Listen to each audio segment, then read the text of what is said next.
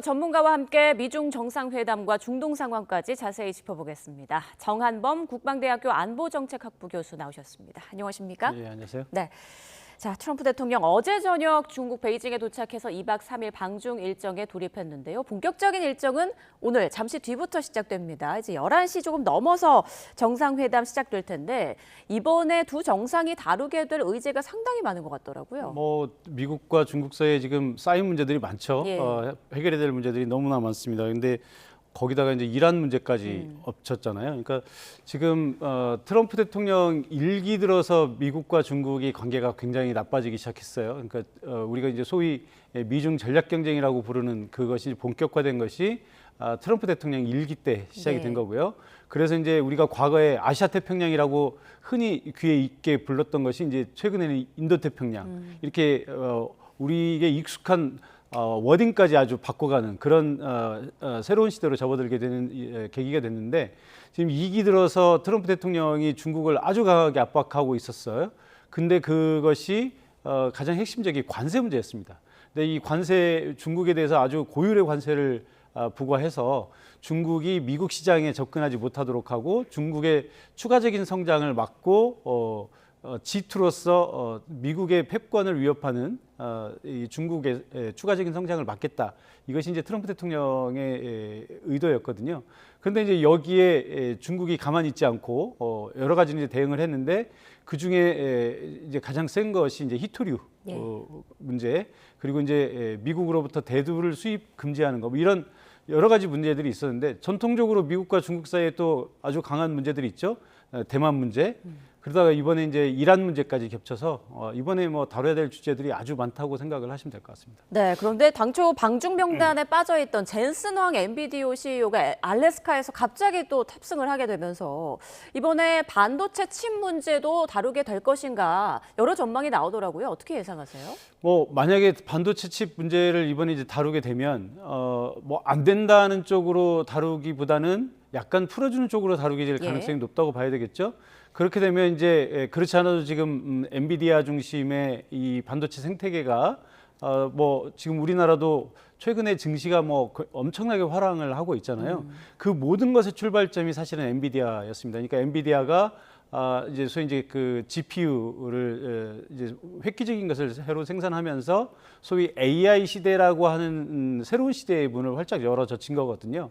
그 여파로 이제 우리 이 나라도 이제 삼성전자라든지 하이닉스 같은 기업들이 이제 완전히 새로운 단계로 이제 접어드는 계기가 됐고요.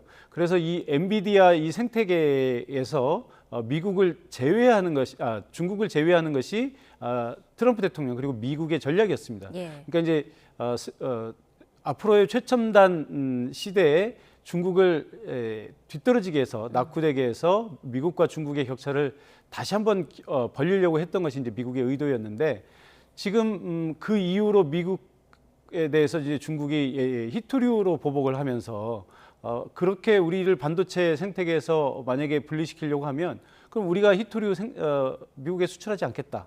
그러니까 히토류라고 하는 것이 말 그대로 아주 희소한 광물 자원들이거든요.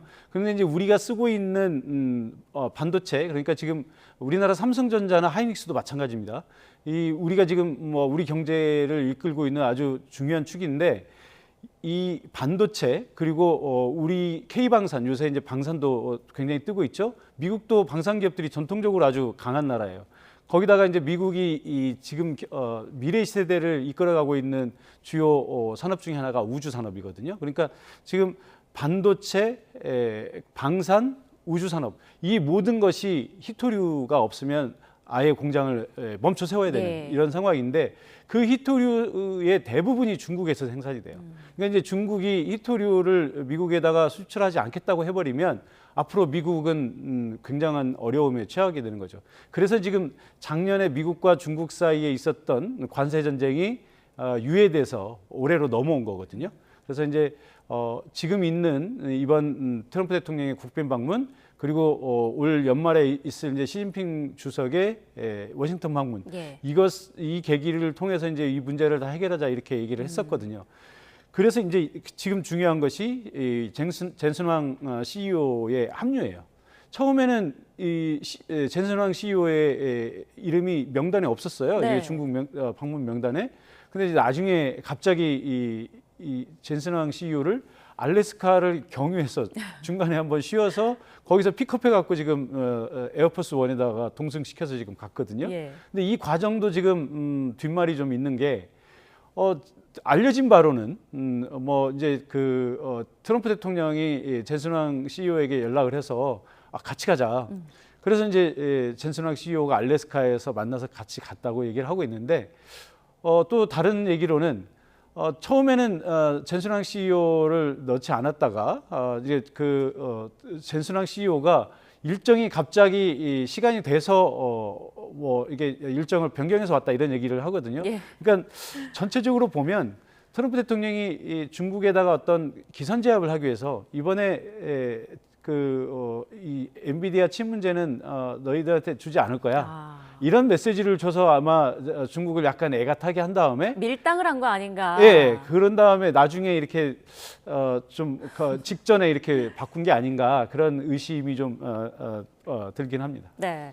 자, 이번에 루비오 국무장관, 헤그세스 국방장관, 그리고 스콘 베선트 재무장관까지 트럼프 행정부 주요 인사가 대거 중국으로 함께 갔는데 이란 전쟁 상황인 만큼 경제뿐 아니라 이란 문제나 군사 작전 문제도 좀 다루게 되지 않을까요? 어떻게 생각하세요? 예, 보통 우리가 이제 정상회담을 할 때 국방장관이 동행하는 경우는 흔치 않아요. 예. 왜냐하면 이제 국방장관이 다루는 업무가 굉장히 중요한 안보와 관련된 문제들이잖아요.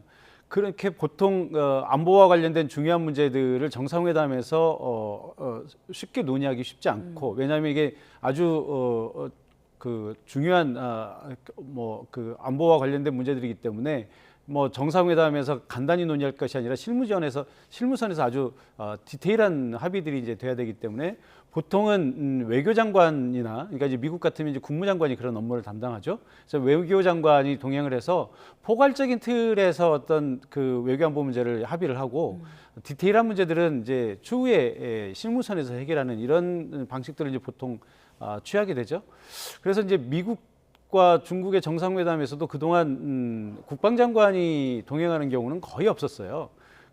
그 역사적으로 보면 72년에 동행한 경우가 있는데 그때는 미중이 처음으로 수교를 하던 시점이에요. 그러니까 이제 중국을 과거에는 미국이 지금 대만 과거에는 우리가 이제 자유중국이라고 불렀었죠. 대만을 중국의 공식적인 파트너로 인정을 하고 현재 이제 중국 공산당과는 교류를 하지 않다가 그때 대만을 수교국에서 제외하고 이제 지금의 중국을 수교 대상으로 바꾸면서 세계사에 큰 전환점이 됐던 그런 시점이거든요. 예. 그때 간 것과 지금 간 것이 이제 유사한 상황이다. 이렇게 봐야 되는 이제 그 정도의 중요성이 이제 있다는 얘기를 할 수 있는 거죠. 그러면 지금 이번에 이 헥세스 장관이 동행했다고 하는 것은 그러면 대만 문제 그리고 이란 문제가 중요한 의제로 올라갈 것이다라고 하는 것을 예측할 수 있게 해주는 거거든요. 예. 근데 잘 아시다시피 대만 문제는 좀 전에도 설명을 했습니다만 중국과 대만에게서는 아마 그 어떤 외교적인 사안과도 바꿀 수 없는 가장 중대한 사안이다 이렇게 보시면 될 것 같아요. 대만은 뭐 말 그대로 이제 구군이 걸려 있는 그런 사안이고요. 중국 입장에서도 이 중국 외교의 첫 번째 원칙이 뭐냐면 하나의 중국입니다.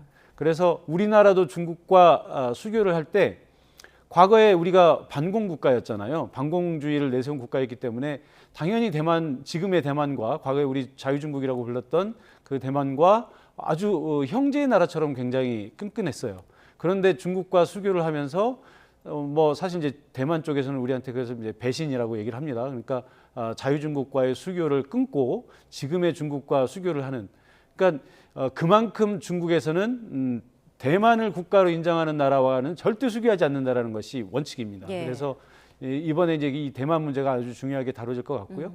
그리고 이제 지금 트럼프 대통령이 가장 곤혹스러워하는 이란 문제에 있어서도 이란이 지금 우호적으로 외교를 하고 있는 나라 중에서 대표적인 나라가 바로 중국과 러시아입니다. 그래서 이란의 뒷배라고 할 수 있는 이 중국이 과연 이 이란 문제에 대해서 어떤 해법을 내줄 수 있는가 이것이 이 중요한 관전 포인트가 될 것이라고 이렇게 생각을 합니다. 네, 당초 트럼프 대통령은 이번 정상회담에서 무역이 주요 의제가 될 것이다라고 말을 했지만 국방장관이 이례적으로 동행한 만큼 이란 문제, 타이완 문제까지 중점적으로 다룰 것이다라는 전망해 주셨습니다. 그리고 앞서 트럼프 대통령, 시진핑 주석과 이란에 대해서 좀 긴 시간 얘기를 나누겠지만 중국의 도움은 필요 없다라고 말을 했거든요. 그런데 지금 중국의 설득이 굉장히 중요한 상황인 것 같은데 또 트럼프 대통령 입장에서는 어떤 협상의 주도권을 또 잃지 않고 싶은 그런 마음도 있을 것 같고 어떤 식으로 좀 대응을 할까요? 그러니까 뭐 그 트럼프 대통령 아주 뭐 독특한 캐릭터죠. 예. 뭐 잘 아시는 것처럼 트럼프 대통령은 본인 중심으로 모든 것을 다 끌어가고 모든 것이 이제 본인은 성공했고 본인이 하는 것은 항상 옳은 결정이다라고 하는 그런 사실상 결론을 먼저 정해놓고 그 앞에 논리와 서사를 나중에 채워가는 그런 스타일이거든요. 그런데 이제 지금 이번에 이란 문제도 사실은 중국의 도움이 아주 절실히 필요하다고 많은 사람들이 이렇게 보고 있어요. 트럼프 대통령 본인이 그렇게 얘기하지 않았습니까? 호르무즈 해협이 이란에 의해서 봉쇄됐을 때 이 호르무즈 해협 개방 작전 이런 걸 하면서 다른 국가들에게 많이 그런 얘기를 했었잖아요. 왜 우리 미국이 사용하지 않고 너네들이 사용하는데 너희들 왜 여기 와서 참전 안 해? 라고 하면서 이제 나토 국가들 그리고 동아시아 국가들을 이제 지목을 했었죠. 그때 한국과 일본과 같은 동맹국 외에도 미국이 전략 경쟁에 상대로 하면서 지금 어쨌든 그 발전을 저해야 하려고 하는 그렇게 견제를 하고 있는 중국한테까지도 중국이 와서 여기 호르무즈 해협 개방에 동참해라 이런 얘기를 했었어요. 그러니까 중국이 그만큼 이 지역에서 굉장히 중요한 위치를 차지하고 있다는 걸 이미 인정을 했거든요. 그리고 이제 이란도 중국과 계속해서 이 전쟁 문제에 대해서 협의를 하고 있고 그래서 다들 이번 회담에서 중국에게 미국이 뭔가 큰 요청을 할 것이다 이렇게 예상을 하고 있는데 예. 트럼프 대통령 본인이 이란에 대해서 많은 얘기를 할 것이다 얘기를 하면서도 그렇지만 도움은 필요하지 않아 이런 식으로 얘기를 했는데 예. 이것은 이제 아무래도 회담에서 내가 꿀리고 들어가지 않겠다 중국이 우위에 있다는 걸 인정하지 않겠다 이런 기싸움의 일부가 아닌가 이렇게 생각이 듭니다. 네. 자, 이제 백승훈 한국외대 중동연구소 전임 연구원도 나오셨는데, 자, 트럼프 대통령의 이런 설득에 대해서 중국은 어떻게 대응할 것인지 지금 관심이 쏠리고 있습니다. 중국 측은 회담에 앞서서 아라그치 외무장관을 만나기도 했고, 또 이란 측이 입장을 대변해달라 이렇게 요청한 것으로 전해지고 있잖아요. 앞으로 좀 상황이 어떻게 흘러갈 거라고 보세요? 지금 어찌됐건 그 두 가지 이 협상이 되기 전에 그 아락치 외무상과 그 중국의 왕이 외교부장이 만나서 어떤 그 가이드라인은 다 만들었죠. 그래서 농축 우라늄 프로그램 자체를 이건 핵 주권으로 인정하겠다라고 이란과 중국이 이야기를 했기 때문에 그거가 될 거고 그다음에 다섯 가지 안을 지금 미중 그 협상이 시작하기 전에 이제 밝혔습니다. 그러니까 5가지 안이라고 하는 게 그 지금 이란 측 입장에서는 자기네들이 늘 얘기했던 협상이 들어가기 전에 그러니까 종전 선언을 먼저 하고 종전 선언이 먼저 이렇게 되고 나서 자기네들이 경제적 유인 어느 정도 이렇게 우리가 종전 선언을 하면서 전쟁 배상금이라든지 그런 것들을 이제 받기를 원하고 그 다음에 호르무즈 해협 통제권 같은 경우도 유지하고 이렇게 들어간다라고 하는 그 안이 지금 이렇게 내놨는데 그러니까 어떻게 보면 저희가 계속 이야기를 했던 그 중국은 계속해서 단계별로 가면서 경제적 유인을 극대화할 것이다라고 했는데 그거에 관한 이제 그 중국의 그 이야기, 중국의 이제 도움, 그러니까 협상으로 가야 된다. 그리고 이제 그 어떤 그런 군사 공격은 좀 자제해야 된다. 그리고 경제적 유인이 주지 않으면 이란이 지금 협상을 받을 수 없는 것이다. 그런 거에 대해서 조금 더 적극적으로 이란의 편을 들어달라 이렇게 이야기를 전달했을 거다 이렇게 보시면 될 것 같습니다. 네. 자, 타이완 무기 수출과 관련된 카드를 쥐고 트럼프 대통령이 협상에 나설 수도 있다라는 얘기가 나오고 있는데 그런데 만약에 타이완 문제를 협상 카드로 미국에서 사용할 경우 다른 동맹국들 입장에서는 미국은 자기가 급하면 동맹국들의 안전이나 안보는 이렇게 내어줄 수 있는 나라구나라고 생각할 수도 있지 않을까요? 지금 그 문제가 사실은 세계사적으로 굉장히 중요한 화두가 될 겁니다. 이란 문제는 사실은 중동 지역, 물론 이제 그 석유라고 하는 것이 전 세계에 영향을 미치기 때문에 모든 나라들이 다 영향을 받습니다만 그래도 이란 문제는 본질적으로 중동 문제거든요. 그러니까 이제 지금 뭐 최근에 이제 중동에 뭐 일종의 어떻게 보면 화해 분위기가 좀 있긴 있어요. 이제 뭐 사우디아라비아 다 이스라엘과 잘 지내고 하기 때문에.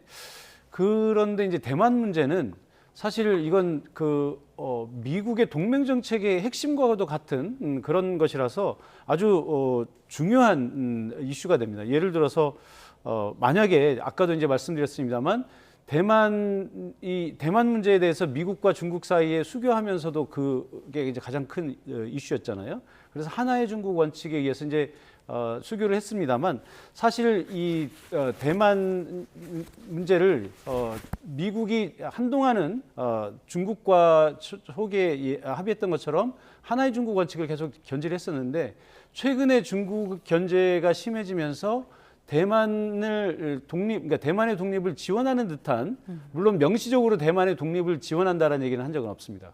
그렇지만 대만의 무기를 계속해서 공급을 한다든지 이런 것들이 계속 있어 왔고요.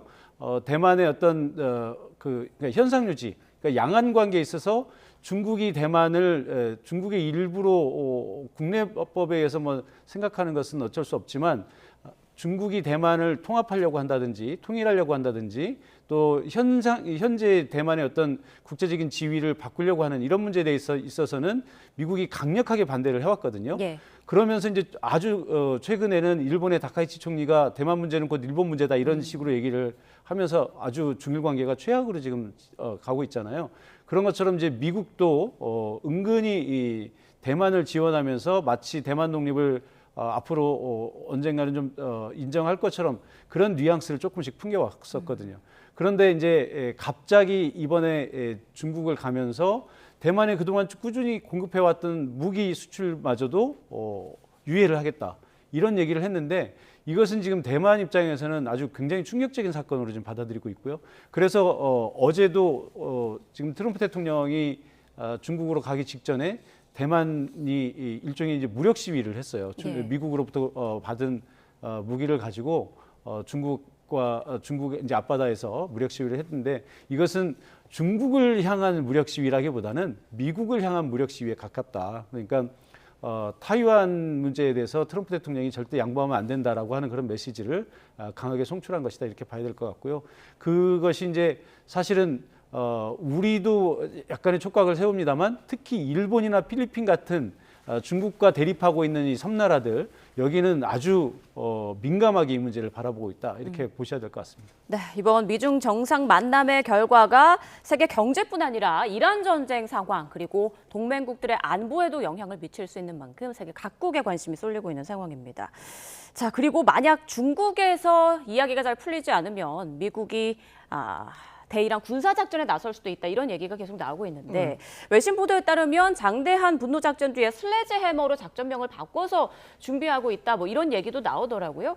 군사작전, 군사 충돌이 다시 격해질 상황 어떻게 좀 전망하십니까? 그 가능성은 좀 낮고요. 만약에 하게 된다 그래도 제한적 군사작전이 될 것 같습니다. 그래서 여러 가지 지금 왜 이런 이야기들이 나오고 있나라고 지금 보도가 되고 있는데 지금 가장 큰 것은 그건 것 같습니다. 지금 5월 13일 날 전쟁 권한법 관련해서 상원에서 표결이 있었거든요. 그런데 물론 이제 이번에도 부결이 되긴 했지만 50대 49로 상당히 거의 그 부결이 될 뻔했습니다. 예. 가결이 될 뻔했습니다. 그리고 이번에 공화당 측에서 3명의 국회의원이 상원 의원이 이번 이 전쟁에 대해서 이건 멈춰야 된다라고 표를 들었거든요. 그래서 거의 바뀔 뻔했는데 이번에 민주당 쪽에서 한 명이 또 이제 공화당 쪽에 표를 이렇게 주면서 지금 그 부결시키자라는 표에 주면서 이렇게 됐는데 지금 그래서 이런 얘기가 나오고 있는 것 같습니다. 그러니까 트럼프 대통령이 군사작전명을 바꿔서 원래 앞에 있었던 장대한 분노작전은 이미 끝났고 지금 이것은 새로운 작전을 시작하는 거다라고 하는 어떤 전쟁을 더 이어갈 수 있는 명분 때문에 이렇게 작전명을 변한다 했는데 예.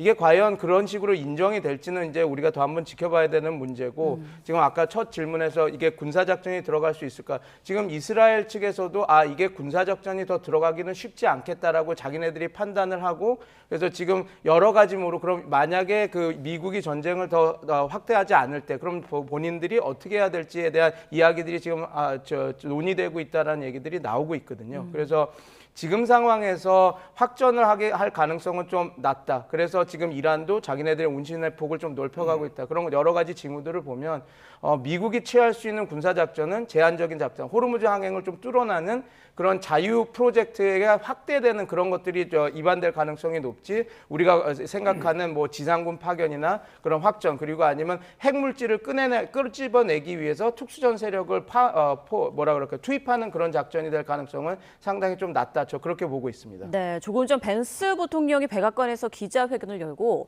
이란과의 협상에서 진전이 있다라고 말을 했습니다. 그러면서 근본적인 문제는 트럼프 대통령의 레드라인을 만족시킬 수 있는가 하는 문제다. 그 레드라인은 곧 이란이 핵무기를 보유하지 못하도록 여러 장치를 만들 수 있느냐 하는 것이다라는 말을 했습니다. 지금 트럼프 대통령은 중국을 찾은 상황인데 지금 이 과정에서도 뭐 벤스 부통령이라든지 이란과의 어떤 협상, 물밑 협상이 이루어지고 있다, 잘 진전이 되고 있다, 뭐 이렇게 볼 수도 있을까요? 제가 볼 때는 지금 어떻게 보면 그런 안들은 다 이미 이제 이야기가 되고 있을 겁니다. 그러니까 핵무기 프로그램은 없다라는 얘기를 이미 중국 왕위부장도 얘기를 했었었고, 그 다음에 지금 가장 중요한 것은 그 IAEA의 감시 체제입니다. 그러니까 어떻게 NPT 체제 내에서 감시 체제를 확고하게 하는가 이건데. 이게 오바마 행정부 때도 그 추가 의정서를 사인하고 이제 그거에 대한 더 강력한 통제 안에 들어와라 그래서 그 일몰 조항으로 해서 마지막 단계에서 이란이 하겠다라고 했거든요. 네. 그러면 이제 이거 같습니다. 지금 농축 우라늄이나 우라늄 반출 관련해서 그리고 그 양에 관련해서는 어느 정도 동결하고 양을 줄일 수가 분명히 있을 텐데 그러면 트럼프 대통령, 지금 벤스 부통령이 이 얘기를 한 것은 그럼 그 앞서서 오바마 행정부 때는 끝단에 가서 그런 추가 의정서를 사인을 하는 거지만 이제 앞단에서 사인을 하고 그다음에 단계별로 간다라고 하면 이란 입장에서도 안 받을 필요가 없는 안이 되는 것이거든요. 그래서 지금 어떻게 보면 트럼프 대통령이 얘기했던 그 워딩보다는 상당히 지금 벤스 부통령의 얘기는 좀 후퇴한 것이라서 만약에 이게 사실이라고 한다면 협상이 진행할 가능성이 높다. 그런데 지금 언제든지 트럼프 대통령은 그 이야기들을 바꿔왔었기 때문에 실제 어떤 식으로 얘기가 진행될 것인지에 대해서는 조금 더 트럼프 대통령이 어떤 이야기를 하는지를 좀 지켜봐야 될 것 같다. 저는 그렇게 보고 있습니다. 네, 이번 미중 정상회담 결과에 따라서 다시 군사 충돌로 갈 것이냐 아니면 협상의 물꼬가 트일 것이냐 중대 분수령이 지금 되고 있는 그런 상황인데 최악의 시나리오 그리고 최선의 시나리오를 생각해 볼 수 있을 것 같아요. 교수님께서는 어떤 쪽에 조금 더 무게를 두고 계세요? 뭐 최선의 시나리오라고 한다면 미국과 이란이 서로가 원하는 것들을 이제 주고받는 것이죠. 미국은 이란의 경제 제재를 풀어주고 그리고 이제 이 전후 복구를 위한 지원을 좀 아끼지 않는 것이죠. 그리고 이제 물론 이제 전쟁 배상금까지는 아니지만 전쟁 이후에 이제 초토화된 이란을 이제 복구하기 위한 이런 지원금들을 이제 충분하게 공급하는 것이고 이란은 이제 여기에 대응해서 핵무기 프로그램은 없다 선언을 하고 뭐 이 농축 우라늄이나 이런 것들을 이제 뭐 해외로 반출을 한다든지 러시아나 이런 식으로 이제 반출을 한다든지 이렇게 하고요. 그리고 이란의 핵 프로그램은 철저한 IAEA의 사찰이나 이런 것들을 통해서 아주 평화적인 이용에만 국한해서 이제 하는 이런 것들을 이제 생각해 볼 수 있는 것이고 최악의 상황이라고 하면 뭐 미국이 이제 지상군을 보내는 거 아니겠습니까? 예. 지상군을 보내서 전면전에 들어가는 것인데 이것은 좀 이제 왜냐하면 이제 그러려면 미국이 몇 개월 내지 몇 년의 준비 기간이 필요한데 그것은 불가능하다고 봐요. 그렇지만 대리전을 통한 지상전은 가능하다. 그러니까 이란뿐만 아니라 이 지역의 이 아랍 국가들이 전통적으로 골치를 앓는 문제가 공통적으로 골치를 앓는 문제가 있는데 그게 쿠르드족 문제예요. 쿠르드족이 인구가 6천만 명 정도 되는데 이들이 이제 이란, 이라크, 시리아, 뭐 터키에 이렇게 분산돼서 독립국가를 이루지 못하고 살고 있거든요. 근데 이들이 굉장히 인접하면서 서로 도움을 주고받으면서 이 지역에서 굉장히 큰 세력권을 갖고 있습니다. 근데 이란도 역시 이 쿠르드족 문제가 굉장히 골치 아픈 문제 중에 하나예요, 국내적으로. 근데 만약에 이 쿠르드 군인을 미국이 지원을 해서 대리전을 하게 한다면 사실 개전 초에 미국이 그걸 고려를 했었어요. 근데 이제 만약에 정말 그렇게 해서 내전이 벌어지면 이것을 미국이 나중에 수습하기 어려울 정도로 감당할 수 없을까 봐서 이제 처음에 아이디어만 냈다가 중단을 했었는데 만약에 그렇게 되면 정말 이 중동 문제가 특히 이제 이란 문제가 그 후를 가늠할 수 없을 만큼 아주 심각하게 되지 않을까 이렇게 생각을 하고 네.